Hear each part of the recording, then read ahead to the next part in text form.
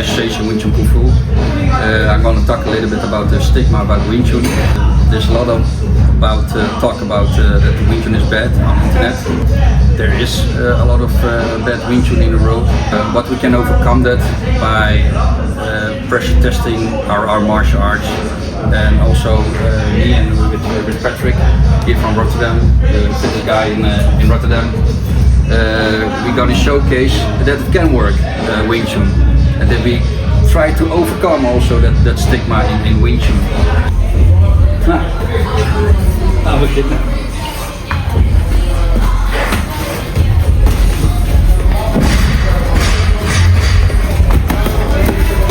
Goeie stop.